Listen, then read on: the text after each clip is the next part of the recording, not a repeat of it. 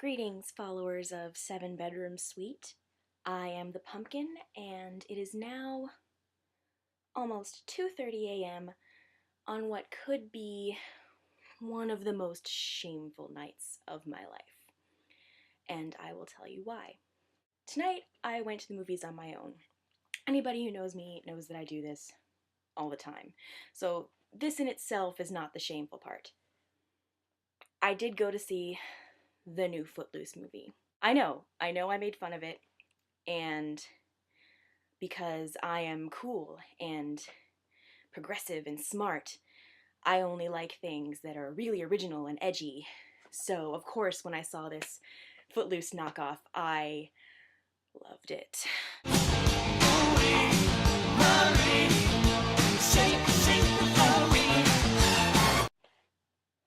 I like fun stuff too. Plus, Ren in this movie had a Boston accent, which was awesome. We gotta get the seniors together for the dance. Sorry. The saddest part about what just happened just now is that I'm actually from Boston, so yay. So you're probably thinking, that's not that embarrassing. A lot of people went to see that movie. It's not even opening weekend. And I would agree with you, except the night didn't end there. After I left the Footloose screening, I went into a midnight showing of Jack and Jill. Yep, this movie. Oh, I know what you're thinking. Why? Why? And I don't know. I mean, I've always had kind of a thing about suffering through really, really terrible things. Just like, cuz. Read all the Twilight books.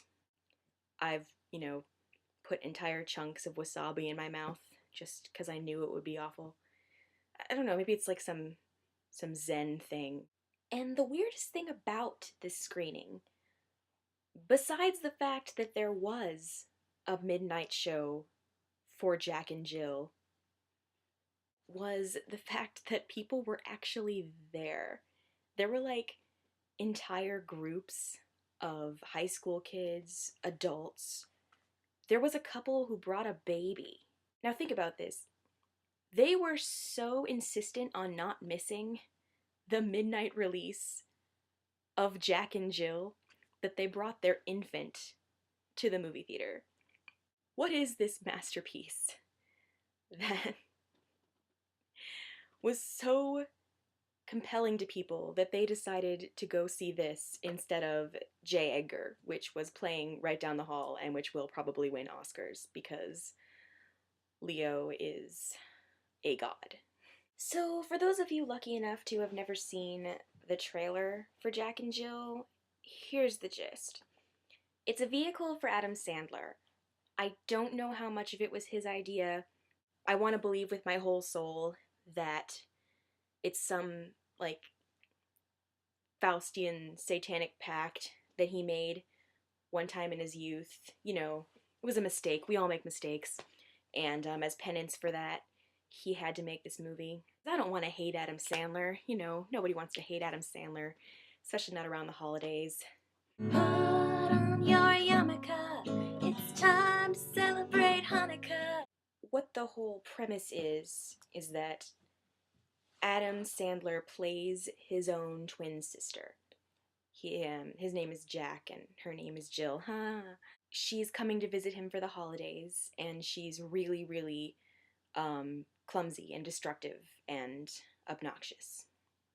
And you're probably like, okay, but what's the plot? No, that's the plot. That's the entire plot. There's no more. Kind of reminds me of what Saturday Night Live does now, which is instead of having actual plots for their skits, they sort of have a vague impression of a joke in their minds, and they just have their comedians milk this joke for all it's worth for way longer than it's actually funny.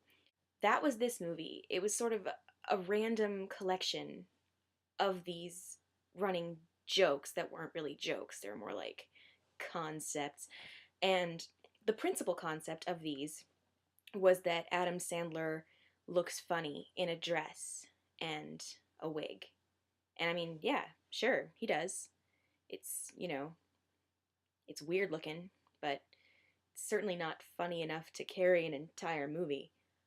Although, and I can't say I'm surprised, the vast majority of the theater seemed to disagree with me. To them, you'd think this was the most hilarious thing that they'd ever seen. The minute Adam Sandler came out and he was dressed in in this like ridiculous outfit with the lipstick and the jewelry and the hair with its little curls, actually kind of like mine, and he used that voice. If you've heard it in the trailer, it's not even a proper female voice. Like if you ever heard Dustin Hoffman in Tootsie, that's a good woman voice. I'm always really impressed by that.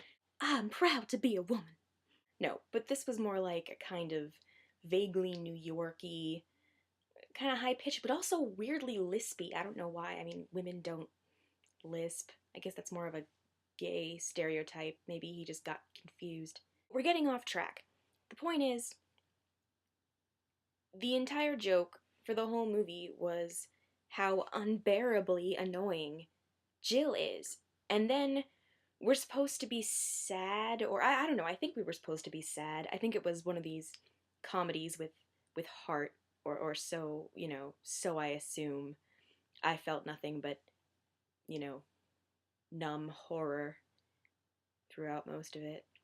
But I think we're supposed to be sad that Adam Sandler's male character, Jack, isn't nice to Jill because they're twins and she loves him, but he, seems to want her to go away forever, and so do I. So then, as Jill, she comes for Thanksgiving and she refuses to leave through Hanukkah and then through to New Year. And she goes on this cruise with him and his family. Oh, his family! Right, okay, so he's married to Katie Holmes. Okay. He's got this cute daughter who dresses like her dolls. I think it's supposed to be a joke. I'm not sure. I can't identify what's supposed to be funny or not. I think it's supposed to be a character trait. They have this adopted Indian boy. He is pretty adorable. But the character trait they've given him is that he likes to tape himself to things. I think it's meant to be bizarre humor, but really it just sort of, I kept forgetting about it, and then it kept coming up again, and I was like, oh yeah, there's that joke that doesn't make sense. One time he walked into the frame and he had like a crab taped to his back. It was like being in some kind of bizarre dream. And that's like the whole movie actually is sort of like this otherworldly experience, because you're not you don't really feel like you're watching a movie.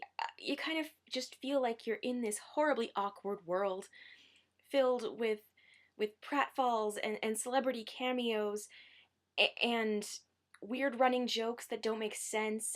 There's John McEnroe starting a fight and you don't know why, because you just sort of zoned out for a second because you're like, how is this my life? Oh yeah, and I guess I forgot that Adam Sandler is kind of a big deal, and I guess he's friends with a lot of people in Hollywood, because this this movie is just like full of completely unnecessary cameos. Like you turn around and oh, there's Jared from Subway and David Spade in drag and the ShamWow guy. I don't.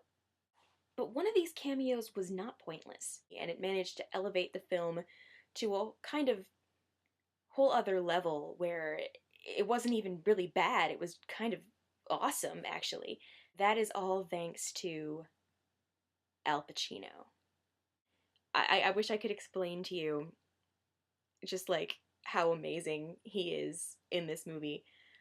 It was just like, this is when I really felt the separation between me and the other people in this theater, is that they were all laughing hysterically at things like Adam Sandler in a dress falling down and getting hit in the face with things.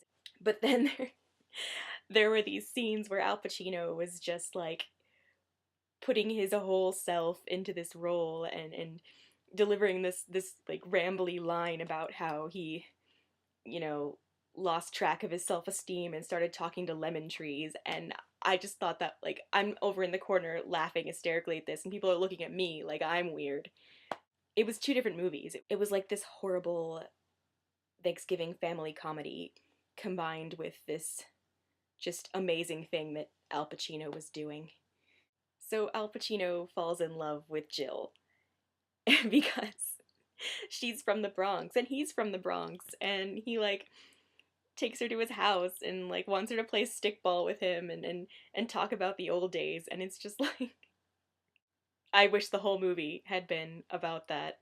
And then there was this whole Don Quixote motif where Al Pacino was gonna play Man of La Mancha on Broadway because Jill inspired him to dream the impossible dream. And he was like tilting at a ceiling fan and calling it a many-armed beast. Basically, the greatest thing I've ever seen in my life. So, of course, in the end, Jack learns to appreciate Jill. It's a very, very quick transition that happens. Of course, it's aided by Al Pacino because Al Pacino is magic. Jack runs and finds Jill, and they speak a secret twin language that sounds suspiciously like every other kind of gibberish that Adam Sandler has ever done for any of his movies. And we have a happy ending, except for me, who is not happy because I realized that it's 2 in the morning and I just sat through Jack and Jill. So, final verdict. Should you see this movie? No, no one should see this movie, except maybe for Al Pacino. If you've ever wondered what the extent of Al Pacino's powers were to make something awful cooler just by being there, this movie is a good example of that.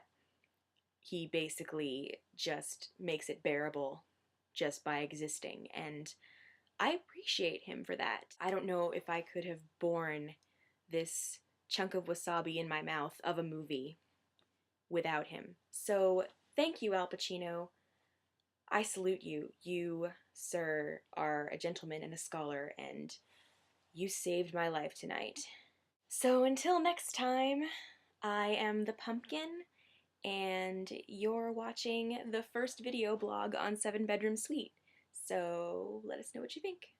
Bye. I Don Quixote, the Lord of La Mancha. My destiny calls and I go. And the wild winds of fortune will carry me onward whithersoever they